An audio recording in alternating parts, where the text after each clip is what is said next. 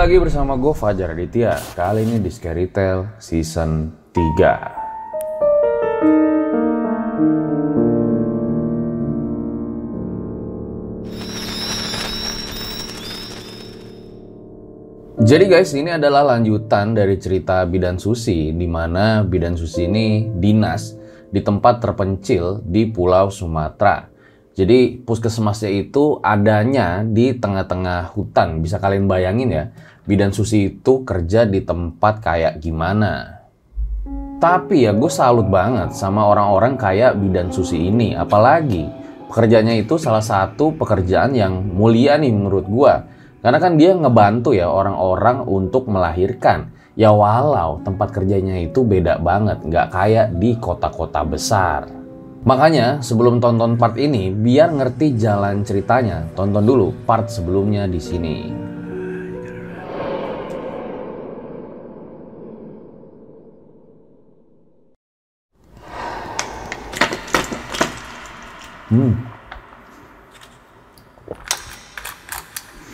Seger banget nih, Jelly kolagen. Ya biar gue nggak seret lah nanti pas lagi cerita. Apalagi di Jelly kolagen ini ngandung vitamin C sama kolagen. Bagus banget lah buat kulit kita. Kalian bisa beli Jelly kolagen ini di Indomaret terdekat. Seger banget. Gue juga ucapin makasih ya sama Rianti, penulis dari cerita Bidan Susi yang ngizinin RJ5 bacain kisah ini. Nah sebelum dimulai jangan lupa subscribe, komen yang banyak, like biar gue makin semangat bikin videonya. Jangan juga lupa follow Instagram gue nih, The Real Aditya, biar cepet centang biru. Jadi langsung aja, berikut adalah ceritanya.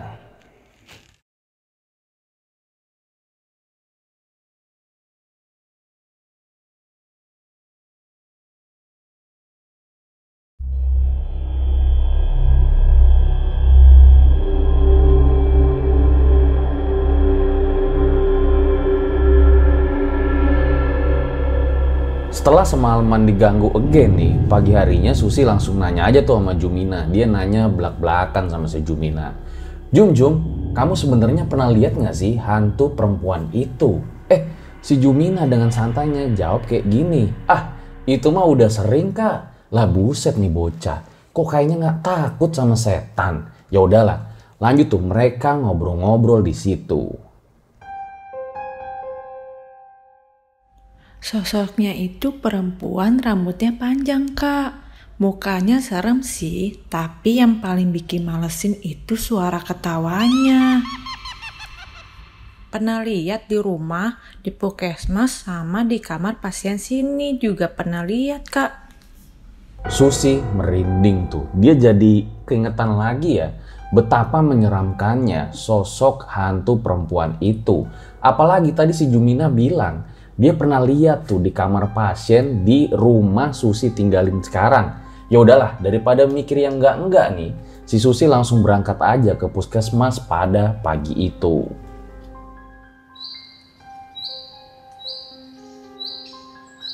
Ternyata di sana udah ada Bu Kades dan beberapa ibu-ibu yang lain. Mereka duduk di bangku ruang tunggu pasien. Susi segera nemuin Dokter Danis untuk minta izin ya, dan Dokter Danis itu setuju. Beliau ikut keluar nemuin Bu Kades dan yang lainnya. Dokter Danis sama Susi keluar tuh. Setelahnya dia ngasih pengarahan ke ibu-ibu tersebut. Setelah acaranya selesai, akhirnya ada kesepakatan tuh di mana mereka ingin mendirikan 3 posyandu ya dengan kader-kadernya. Jadi posyandu itu nantinya buat kasih asupan gizi lah ke balita. Biar anak kecil yang ada di desa Beringin Jaya ini dapat perawatan dan gak gampang sakit. Dan mereka ini udah sepakat semua ya di mana posyandu itu bakal jalan di minggu depan. Ya udahlah, udah aman nih. Susi pun balik, dia duduk tuh lagi asik santai-santai lah. Tiba-tiba dia disamperin sama si Edi. Sus, udah denger ceritanya belum? Kemarin katanya ke rumah Mak Faraji ya? Oh itu, Mak Farajinya nggak ada. Jadi aku langsung pulang aja. Oh gitu. Padahal kita-kita ini penasaran loh. Aku dengar cerita itu malah dari Bu Lastri. Katanya hantu itu meninggal bunuh diri. Malah pas lagi hamil lagi. Tuh rumahnya. Susi ceritain lah tuh apa yang didengarnya dari Bu Lastri. Jadi katanya rumah dari hantu perempuan Lina itu ternyata di sebelah rumahnya Bu Yati. Jadi buat gambaran kalian nih, di sekitar puskesmas itu kan ada 2 rumah ya, yang kurang lebih jaraknya itu 50 meter dari puskesmas tersebut. Nah, yang satu itu rumahnya Bu Yati, yang di sebelah rumah Bu Yati yang kosong itu ternyata bekas rumahnya Lina.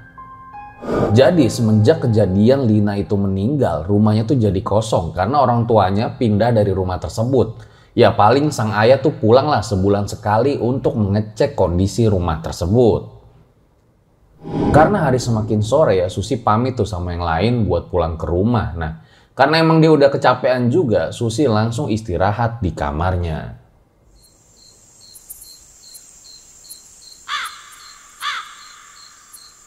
Malam hari entah kenapa nih ya, jadi hal yang paling malesin buat si Susi. Dan lagi-lagi, Susi ini kebangun dari tidurnya. Dia kebelet pipis tuh, mana masih jam setengah 12 malam lagi pas dia lihat. Si Jumina juga udah kelihatan nyenyak banget tidurnya. Keluar nggak ya? Keluar nggak ya? Ya daripada ngompol, akhirnya mau nggak mau Susi keluar tuh ke kamar mandi. Jalan dia pelan-pelan, hingga pas udah di depan pintu dia dengar. Loh, kok kayak ada suara gemericik air di sana? Duh, udah deh bangunin aja si Jumina daripada kenapa-kenapa ya kan. Si Susi muter balik lagi tuh sambil dia nahan pipisnya yang udah di ujung. Jum, bangun Jum. Duh, kenapa sih kak? Ini loh anterin kakak ke kamar mandi. Si Jumina tuh kayaknya kesel ya dibangunin sama si Susi. Udah gitu minta dianterin ke kamar mandi lagi. Ini gak ketuker apa? Mana yang anak kecil, mana yang orang dewasa. Jumina langsung bangun tuh, dia kucek-kucek mata, terus dia langsung jalan, ninggalin si Susi. Jumina duduk di ruang tengah, Susi langsung masuk tuh ke kamar mandi. Dia mulai pipis, hingga pas lagi pipis, dia dengar suara.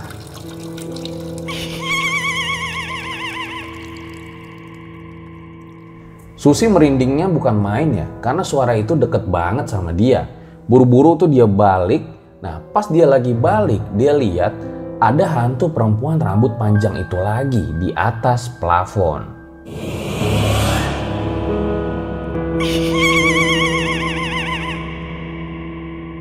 Langsung lah tuh Susi kabur ke kamarnya. Nah, si Jumina itu juga jadi kelihatan panik juga ya. Dan kayak biasa pas di kasur, Jumina langsung tutup seluruh tubuhnya pakai selimut. Dia coba tuh buat tidur, ngadep kiri, ngadep kanan, masih juga dia nggak bisa tidur. Hingga kembali tuh terdengar suara cekikikan itu.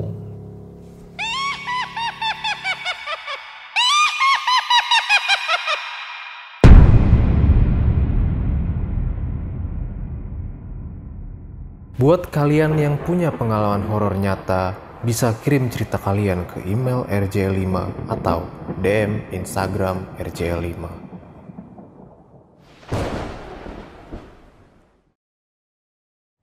Hari-hari berlalu ya, kayaknya Susi ini udah makin biasa tuh sama tawa dari hantu perempuan Lina itu. Tapi ya kalau diganggu ya serem-serem juga. Salut sini gue sama si Susi. Pagi itu ya kayak biasa, Susi berangkat tuh puskesmas. Nah, pas sampai di puskesmas, Susi lihat nih belum ada siapa-siapa. Stafnya kayaknya tuh pada belum dateng deh. Tapi Susi lihat ya, ada satu orang ibu hamil nih yang lagi duduk di bangku depan. Ibu hamil itu senyum ke arah Susi. Susi balas dong senyuman dan gak lama Susi ngajak berjabat tangan. Pas tangannya dipegang, kok tangannya dingin banget nih ibu. Susi ngajak lah tuh ibu hamil tersebut ke ruang ibu dan anak. Setelah kenalan, ibu itu bilang kalau namanya adalah Lina. Usianya 25 tahun dan dia ini hamil anak pertama di usianya yang 36 minggu. Tunggu dulu. Namanya Lina. Jangan-jangan ini hantu Lina yang suka gangguin si Susi lagi. Tapi Susi mikir ya, masa iya ada hantu siang-siang bolong kayak gini? Dan kalau dilihat-lihat lagi ya, wajahnya itu gak mirip sama hantu Lina tempo kemarin. Kalau Ibu Lina yang ini, hidungnya itu mancung, perawakannya juga beda lah. Tapi Susi ini deg-degan ya, dia coba nanya tuh ke Ibu Lina. Wah, ini kandungannya sangat bagus, Bu. Oh iya, Bu Lina rumahnya di mana? Saya tinggal di dekat rumah Mak Faraji, Bu Bidan. Tadi kesini naik apa, Bu? Jalan kaki. Hah? Jalan kaki? Ini lagi hamil cukup gede loh, apalagi Mak Faraji ini rumahnya cukup jauh. Ya udahlah, setelah selesai meriksa nih, Susi kan catat tuh di buku kunjungan pasien. Lalu Susi inisiatif mau nganterin Ibu Lina ini pakai motor yang ada di puskesmas ya. Jadi Susi ini emang agak rocker orangnya lah, dia bisa nyetir motor. Walau motor di puskesmas ini nggak ada spionnya. Lina tuh nolak ya, dia tuh nggak mau ngerepotin Susi, tapi Susi tuh terus maksa ya. Karena kan takut kenapa-kenapa nih sama Ibu Lina. Ya udahlah, akhirnya mereka pun naik motor tersebut.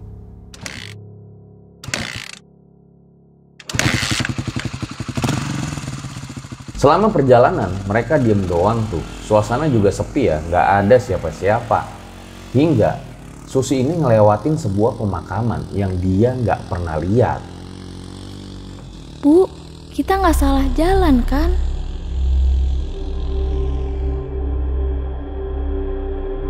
Tapi Bu Lina ini cuman diem doang. Ya udahlah, Susi nanya lagi tuh dengan suara yang agak kencengan. Bu, kita nggak salah jalan kan? Dan lagi-lagi gak ada sautan dari arah jok belakang. Pas si Susi ini nengok belakang, ternyata gak ada orang di jok belakang. Loh, kemana nih Ibu Lina? Di situ Susi benar-benar merinding ya, dia takut sejadi-jadinya. Apalagi di situ dia lihat ya, di sekitar pemakaman lagi gak ada orang sama sekali.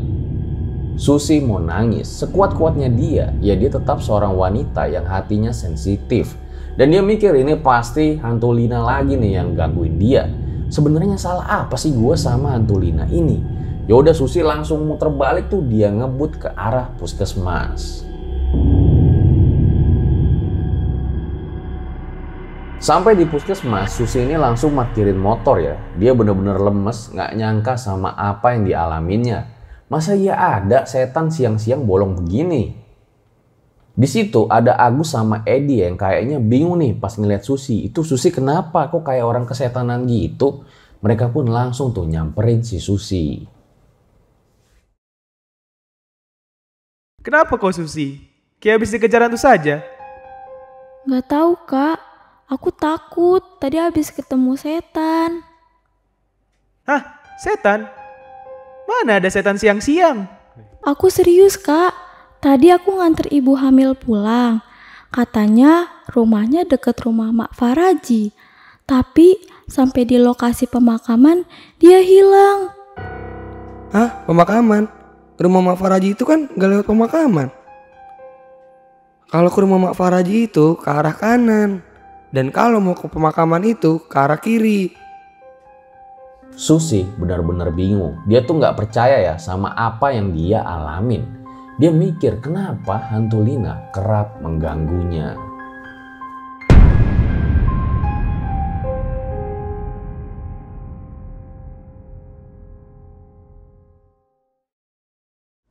Sebelum kita lanjut, biar nggak tegang nih, kita minum dulu Jele Kolagen. Bismillah.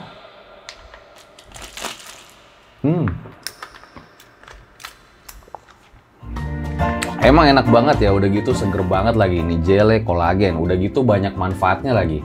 Ada vitamin C sama kolagen ya, yang mana bikin badan kita jadi sehat, terus juga bagus buat kulit. Ditambah lagi Jele Kolagen ini udah ada logo BP POM sama MUI-nya. Kita aman lah, tinggal minum doang.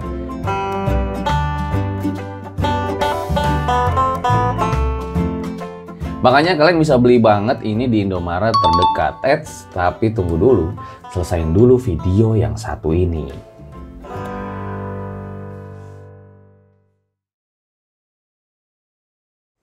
Jam kerja selesai nih, Susi pulang ke rumah. Nah, di situ dia ngeliat nih si Jumina lagi asik baca buku dongeng di teras rumah. Ya udahlah, akhirnya mereka ngobrol-ngobrol tuh. Di sela-sela ngobrol, Susi ini sebenarnya takut ya, tapi dia tuh kayak makin penasaran gitu loh. Pengen nyari tahu sebenarnya hantu Lina itu siapa dan dulunya tuh kayak gimana. Dia coba tanya lah tuh sama si Jumina.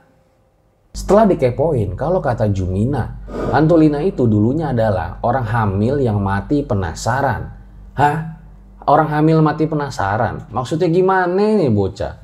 Di situ si Susi ketawa-ketawa aja ya, sambil itu pengen nanya sebenarnya nanti ke Bu Yati yang kayaknya tuh tahu banyak hal tentang hantu Lina ini. Dan juga dia tuh sebenarnya pengen nanya ke Mak Faraji, satu-satunya dukun beranak yang pastinya dia tahu dong tentang ada orang hamil dulu yang namanya Lina. Dan Susi pun ingin nyari tahu sebenarnya siapa Lina ini.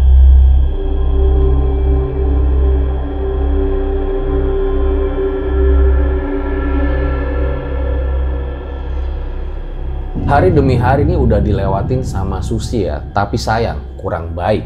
Karena apa? Bukan masalah setan aja, programnya sama Mak Faraji ini nggak berjalan dengan baik. Jadi setiap Susi ini pengen nemuin Mak Faraji, ada aja pasti Mak Faraji ini nggak pernah ada di tempat, entah apa alasannya. Padahal di luar program, Susi ini juga pengen nanya sama Mak Faraji ya, dukun beranak di situ yang pastinya tahu dong tentang wanita hamil yang meninggal. Hari ini, tepatnya setelah posyandu yang ketiga ya, Susi itu pergi lagi ke rumah Mak Faraji, kali ini sama Agus. Dan lagi-lagi, Mak Faraji ini nggak ada di rumah. Susah banget deh ketemu sama Mak Faraji ini, pikir si Susi. Pasti ada yang aneh-aneh deh nih, nggak tahu kenapa si Susi tuh mikirnya kayak gitu. Tapi si Agus ini juga bilang ya, kalau Mak Faraji emang lagi pergi ke kota akhir-akhir ini ngerawat anaknya yang sakit. Saat udah malam hari, pas di kasur ya, entah kenapa, Susi ini masih mikirin Mak Faraji ya. Karena emang Mak Faraji yang hilang tiba-tiba ini, jadi buat Susi ini tugasnya jadi double. Ayo tidur kak, nanti hantunya nongol lagi loh. Nih bocah ada-ada aja dah, malam-malam ngomongin setan lagi. Ya udahlah, Susi coba buat tidur tuh, dia ngadep kiri, ngadep kanan, hingga jam 1:30 malam dia masih nggak bisa tidur. Dan suara itu kembali muncul.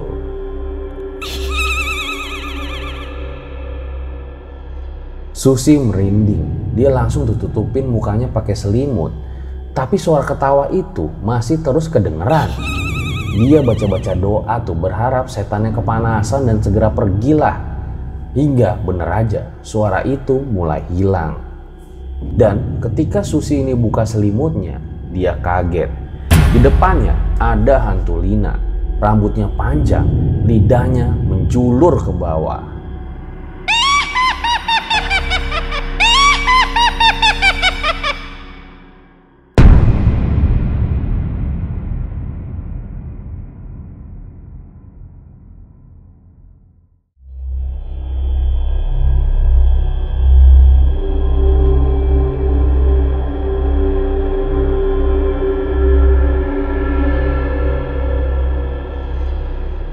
Beberapa hari kemudian Jumina ini bilang ya, kalau di malam kemarin sebenarnya tuh dia pura-pura tidur karena dari tadi dia tuh udah ngeliat kalau ada hantu Lina di kamarnya.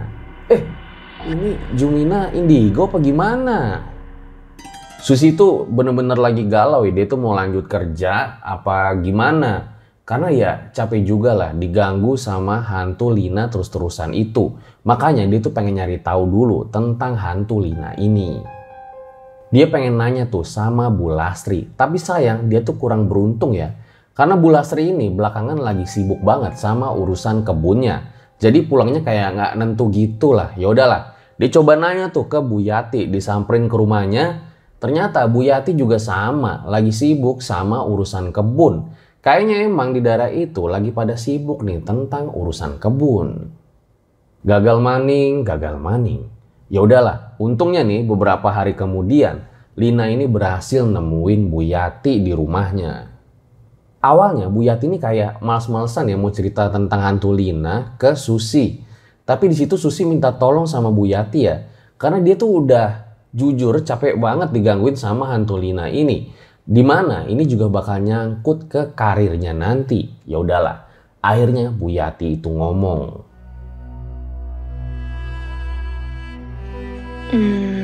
Sebenarnya Lina itu gadis yang sangat aktif. Tapi semenjak dia ngekos waktu SMA, dia jadi suka murung. Lina jarang pulang karena jarak rumah dan kosnya sangat jauh.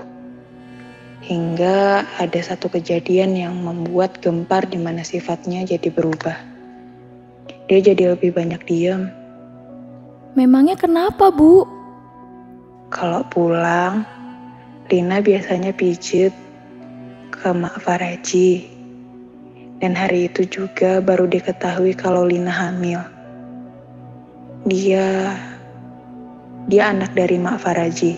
Karena nggak mau tanggung jawab, dia nyuruh Lina gugurin kandungannya. Tapi Mak Faraji nggak mau. Karena Mak Faraji tahu kalau yang di kandungan itu cucunya. Lina waktu itu frustasi. Dia hamil di saat masih sekolah dan dia pun memutuskan untuk bunuh diri. Menggantung dirinya di rumah. Sementara itu, anak dari Mak Faraji di penjara. Susi merinding tuh sekujur tubuhnya ya. Dia nggak nyangka kalau ternyata hantu Lina itu akhir hidupnya sungguh menyakitkan. Apalagi bagi kaum perempuan. Ya ditinggal begitu aja tanpa mau bertanggung jawab. Di situ Susi juga mikir ya, apa karena ini Mak Faraji itu terus-terusan menghindar dari Susi? Entahlah. Ya udah, setelah mengetahui semua kebenarannya, Susi pun pulang ya. Sebagai wanita, dia turut merasakan apa yang dialami oleh Lina. Apakah Lina ini punya pesan khusus bagi Susi tentang apa yang dialaminya? Ya entahlah. Tapi yang jelas harusnya ini tuh dijadiin pelajaran ya buat Susi sama para wanita lainnya. Kalau misalnya nanti wanita hamil dan cowoknya nggak mau bertanggung jawab itu kayak gimana? Apalagi bagi kalian para wanita yang masih sekolah.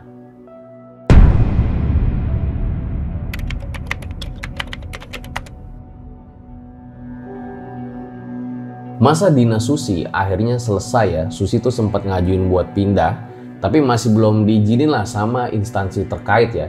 Karena emang belum ada penggantinya. Dan dia pun diangkat jadi bidan tetap di puskesmas tersebut. Sampai nanti ketemu penggantinya. Dan Susi pun kini udah mulai terbiasa ya. Bila dia kerap diganggu oleh hantu Lina.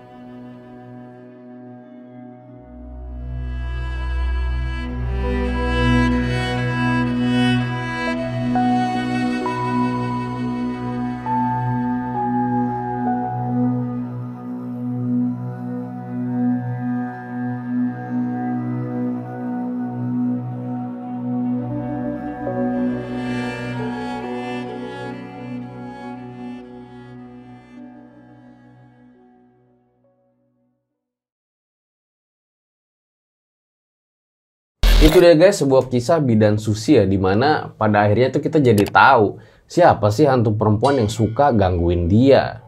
Terjawab udah rasa penasarannya, dan jujur gue salut sih sama orang-orang kayak bidan Susi atau mungkin kalian-kalian yang lagi nonton video ini nih yang bekerja di daerah-daerah terpencil, karena kan emang pasti banyak ya hambatan-hambatannya kayak horor lah, mistis lah, terus juga belum masalah-masalah teknis. Terus juga tersediaan infrastruktur, dan yang pastinya kalian itu jauh dari keluarga tercinta. Makanya gue salut banget sama kalian-kalian yang lagi bekerja atau mungkin pernah bekerja ya di tempat-tempat daerah terpencil, di mana tujuannya tentu mulia, memajukan daerah tersebut. Gue rasa cukup demikian episode Mamat pada kali ini. Makasih yang udah nonton. Jangan lupa subscribe, like, komen, share yang banyak biar kita makin semangat bikin videonya. Gue Fajar Aditya, RJ5 undur diri. Ciao.